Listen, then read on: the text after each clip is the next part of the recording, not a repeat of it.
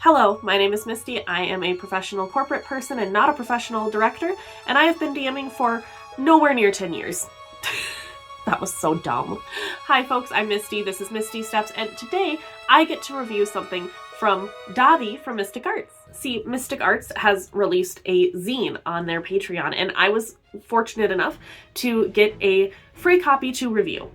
Full disclosure, I did get the zine for free for review, but I am not being paid for this review. Everything I say is my own words and has not been run past Davi at all, so I'm not going to sing praises unless they are deserved. Davi, if you would like me to start singing your praises more, my PayPal information can be found at... I'm kidding. Obviously, I'm joking. Unless... Anyways, this zine, the broadsheet, is issue 1 of a full zine that will be available on the Patreon as time continues on. This zine has information about Davi's world of Atraxia, and there are lore snippets, information about what the world is like, history, magical and mundane items, absolutely amazing fully illustrated art, stat blocks and NPCs, and is 57 pages. Jesus, Davi. That's insane. Wow, that's so big. That is a lot of information, but they write it to where it is very easily digestible. The art is stunning and the information is so easy to absorb that I really didn't realize how many pages it was until I went to go look when I was writing that line. I don't want to spoil the full adventure or ruin the surprise for anybody, but the actual adventure in that 57-page document is only a small chunk of that document. And the short version is that there are some outlaws and a train and shenanigans can potentially ensue.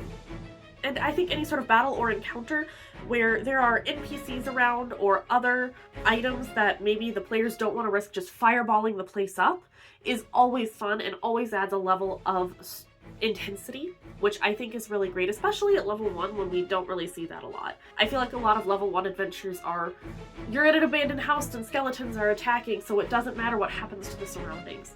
And adding on that layer does give it a level of intrigue that you don't often see at low levels. One of the things I really enjoyed was the detail in this information. It would have been much easier to just throw a couple of train cars into a map, call it a day, because that's where most of the fighting is going to be for this adventure. But instead, what we have is a full train layout with where the conductor is, where the steam room is, and what locations are off limits and why. And that is so convenient. I've mentioned it before, in the grand scheme of things, I'm pretty new to DMing still. I've only been doing this for about 2.5 to 3 years. And it's still very fresh in my mind how over-prepared I felt I needed to be in order to be comfortable running this game. I would want everything laid out in case my players decide to do something unhinged, and I wanted to try and think of every single angle that they would go through so that I could say I was prepared. This zine does that for me. And I could easily see me as a new DM flipping through this and being like, yes, that is everything that I need to know. I do not need to plan further. This has literally everything I need. And that is such a huge weight off of a new DM's shoulders that I truly cannot sing those praises enough on that. And because there's so much information about the setting, this in-depth world that is a flintlock fantasy by Gaslight, which I've talked about it before, but those Victorian vibes, excellent. Chef's kiss, I love it. Give me more, mamma mia. I'm not Italian, and neither is Davi, so I don't know why I'm doing this, but it's so good. It's my favorite thing. I would love to see this evolve into a longer campaign, and I'm very excited to see the future zines because I desperately want more. And even if I don't run this exact thing in Atraxia, this is absolutely something that I would pull into my own games. These are adventures that I would pull into my own game. This adventure has been tested with 4 players, so it is play tested and fairly balanced as far as we can tell. I have not personally played it yet, but reading through it, I think that it's fairly concise and easy to run. It is tight, it is well done, and there's not a lot of extra fluff. This is definitely up there on the list of pre-written campaigns I would like to run, which there's not a lot of, really. Most of the settings that I have on my shelf, or the books that I have, are absolutely just, I'm stealing this for the vibes, or I'm stealing this for a couple of concepts or some stat blocks. But like I said, the setting, the Victorian setting, is really what sells me personally. It's gritty, it's alive, it is a breathing city with different boroughs, and future zines will be getting into that. It's stated right there in the zine. But the part that I really love is that magic is not a free-for-all. Most Atraxians fear magic in this setting, and it doesn't mean that you can't use it, but it does mean that you need a license. And it does mean that you are being regulated. And that adds another level of that intrigue and that drama and that grit that I think a lot of just generic high fantasy campaigns sometimes find themselves lacking.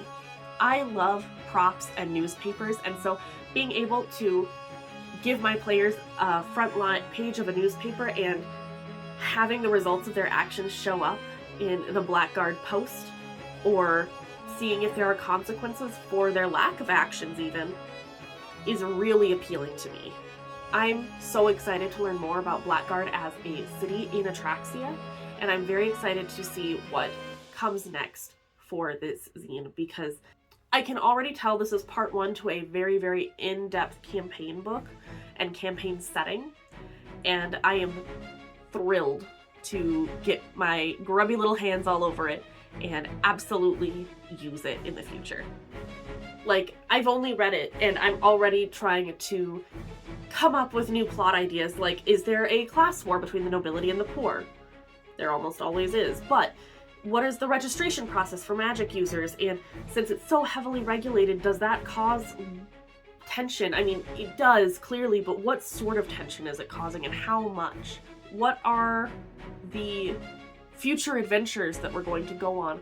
Is Cheddarfield going to be a recurring NPC? God, I hope so. He's so cute. He cannot do anything wrong or I will cry.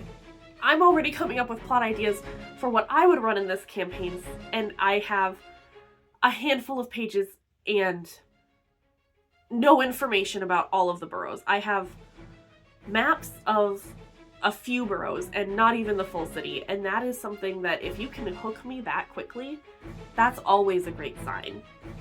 And I think that that's a great way to hook people. Like it hooked me, I want to know more. Your players are also going to want to know more if you set up the lore like this. You can give them the information as they get to these places, and then as the next zine drops and you drop that next adventure, then they can have a little bit more lore, and a little bit more lore, and a little bit more information. And that keeps them from kind of glazing over while you are info dumping on them for 2 hours. It keeps from just having full sessions of nothing but lore dump. And I think that knowing about the Church of St. Arthur and the outdoor market is really key for these particular areas. And then as you branch out, being able to learn more and more keeps the world fresh and it keeps it alive. Because you're not going to know everything about a brand new city as you enter it. You're going to learn bits and pieces as you go. So, if this sounds appealing to you with a flintlock fantasy lit by gaslight, that gritty Victorian vibe with regulated magic, I think that you should absolutely go check out the Broadsheet. This zine is available on MysticArts Patreon. You should also definitely check out Dotty's MysticArts channel. He does a lot of amazing videos about how to become a better DM and how to handle things better as a DM, and truly has been a big inspiration for not just myself, but other dungeon tubers as well. So feel free to check him out. The link is down below. The link for the Patreon is also down below, and there is a coupon code that I will put on the screen here that is valid until November 6th. Thank you so much for watching, and I will see you next time.